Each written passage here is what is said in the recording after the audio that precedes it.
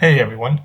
If you have ever attempted to make an itinerary for Japan, you must have also felt stumped with the endless amount of conveniently connected cities to visit. During my trip to Japan in March, I visited numerous towns, but Hakone stood out as my favorite because it took me away from the urban sprawl of Tokyo into a more peaceful and natural environment. And even though I ran into some trouble during my time here, I also discovered some pleasant surprises, including my personal favorite photo spot in all of Japan. Situated on the east shore of Lake Ashi in Hakone, the place is called the Heiwa No Torii. I have included a link in the description to the exact location for your convenience. If you want to know about what else this town has to offer, look no further. After I finished exploring Tokyo, I hopped on a train to Odawara Station and transferred onto another train from there to Hakone. After 2 hours, I finally got off at Hakone Yumoto Station, which is where I planned on staying. Hakone is well known for their plentiful hot spring baths, also called onsen, which I would recommend you to also visit if you find yourself here in the future. I found myself strolling along Heiwa River during the evening and grabbing dinner at a peculiar looking restaurant before heading to bed for the night. The next morning, I woke up and decided to make my way over to the nearby Lake Ashi, and I tried to find a way to hike there.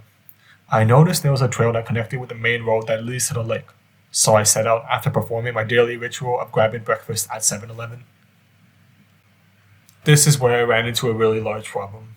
You see, during early March, Japan is still transitioning away from winter, so while I haven't seen a single inch of snow so far, I was quickly faced with a nasty surprise as I went further and further and further and further up the trail. Soon, the snow was ankle deep, and to make matters worse, the temperature was still gradually rising as the day progressed. So the overhead snow on the trees started melting, and as luck would have it, I had chosen not to bring my waterproof jacket that day.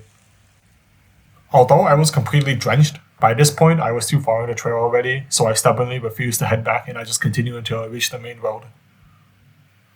If you wish to reach Lake Ashi without doing a hike, there are several direct buses that run there from Yumoto as well. After a few hours, I finally reached the shore of Lake Ashi and got my first glimpse of the Heiwa No Torii. It was raining quite hard at this point, but that turned out to be a blessing in disguise, as it was likely the main reason why there were so few tourists lining up at the time I went. After making small talk with some other people on the line and taking photos for each other, I headed north along the shore of Lake Ashi, as I noticed there were some other attractions around the lake, including a sightseeing boat that was themed as a pirate ship. I eventually reached the Komagatake ropeway, which is a cable car that takes you to the top of the nearby Mount Koma. I was interested and hopped on, only to be met with a very familiar sight. Lots of snow. It is said that you can see Mount Fuji when the weather is clear, but I was not so lucky that day. At the time, I was also making plans to hike Mount Fuji as well, but I later learned that Mount Fuji is only open to the public from early July to early September. At least I got to see it further in the future on the Shinkansen though. After exploring the small circular trail for an hour, I returned back down the ropeway and continued my way down Lake Ashi. Another peaceful hour of hiking later, I had a lunch featuring a meal made of fish directly caught from Lake Ashi. Afterwards, I got on the Hakone ropeway from Tokendai Station. At the time, the ropeway was under maintenance, so there was instead a bus that headed to Owakudani, which is one of the main attractions of Hakone.